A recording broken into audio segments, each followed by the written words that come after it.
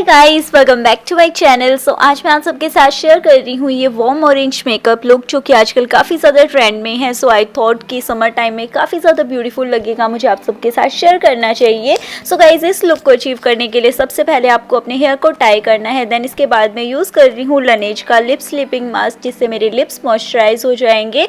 Now next आपको इसके बाद यूज़ करना है कोई भी मिस्ट। मैंने यहाँ पे प्लम फेस मिस्ट लिया है। देन आपको अपनी स्किन को मॉइस्चराइज करना है अच्छे से, ताकि आपका बेस बिल्कुल फ्लॉलेस रहे। सो मैं यहाँ पे कामा आयुर्वेदा का मॉइस्चराइजर यूज़ कर रही हूँ। आप इसकी जगह कोई भी मॉइस्चराइजर यूज़ कर सकते हैं।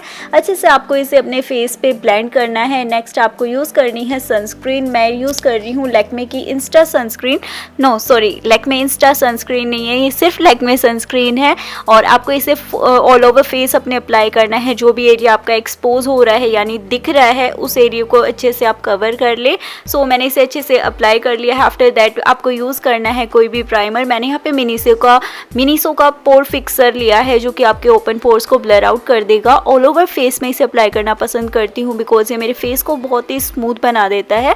तो इसे अच्छे से आपको ब्लेंड करना है। नाउ गाइस, इसके बाद आपको यूज़ करना है वेट एंड वाइल्ड का photo focus foundation. And wet मैं आपको शेड बताती हूँ। इसमें मेरी शेड है बीच ब्रॉन्ज, बिकॉज मुझे इस तरह के काफ़ी सारे कॉमेंट्स आते हैं कि दी आप फाउंडेशन की शेड भी बताना। तो गाइस, बीच ब्रॉन्ज शेड है इसमें मेरी। और देन इसके बाद आपको एक वेट स्पॉन्ज लेना है, उसकी हेल्प से आपको अच्छे से इसे ब्लेंड करना स्टार्ट कर देना है, ताकि आपका जो मेकअप है वो फ्लॉलेस दिखे। और अच्छे से नोज़ के साइड से भी अच्छे से आप इसे ब्लेंड कर लेना। नेक्स्ट इसके बाद आपको लूज़ पाउडर लेना है। लूज़ पाउडर से आपका मेकअप बहुत ही फ्लॉलेस रहता है, और जो आपका बेस है वो यहाँ पे कंप्लीट होगा, यानी स्मूथ होगा और लॉन्ग लास्टिंग रहेगा। ऑल ओवर फेस आपको अपने फेस को बेक करना है। नाउ अब इसके बाद आपको 30 सेकेंड्स का वेट करना है। देन इसके बाद इसे ब्लेंड करना स्टार्ट कर देना है। नाउ इसके बाद मैं यूज़ कर रही हूँ मेकअप रेवोल्यूशन का ब्रॉन्जर। सो बेसिकली ब्रॉन्जिंग से आपकी फेस पे लुक आ जाते हैं, शार्प लुक आ जाता है और आपका फेस स्लिम लगता है। नाउ इसके बाद मैं यूज़ कर रही हूँ सिवाना ब्लश। तो गाइज, इसमें मेरी शेड है 02। ये ऑरेंज वॉर्म टोन में है और काफ़ी ज़्यादा सुंदर लगता है, तो इसे मैंने अप्लाई कर लिया। नाउ इसके बाद मैं यूज़ कर रही हूँ वेट एंड वाइल्ड का अल्टीमेट ब्राउ किट, और इसे आपको अपनी ब्राउज को फिल करना है।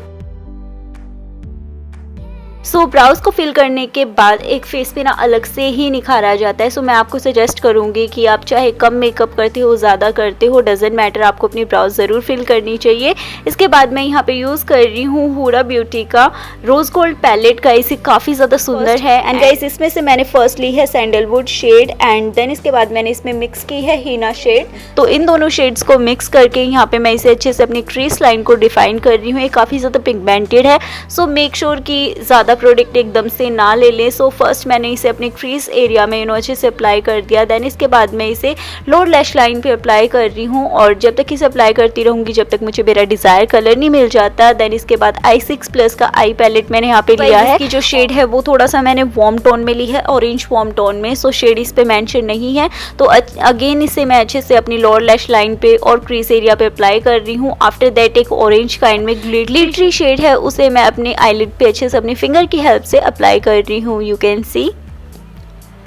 और जस्ट ये सिंपल सा ही मेकअप है, बट जब पूरा डन होगा तो आपको काफ़ी ज़्यादा पसंद आने वाला है, जो कि स्टार्टिंग में ही आपने क्लिप देख ली होगी। इसके बाद आपको यूज़ करना है अपना फेवरेट कोई भी आईलाइनर। सो मैं यहाँ पे यूज़ कर रही हूँ मेबलिन का कोलोसल ब्लैक आईलाइनर। सो ये जेड ब्लैक कलर में है, और मैं यहाँ पे जस्ट सिंपल टाइप में एक विंग क्रिएट कर रही हूँ। बेसिक सा ये आई लुक है, बेसिक सा मैं यहाँ पे आईलाइनर लगा रही हूँ, जस्ट सिंपल सी विंग क्रिएट करके।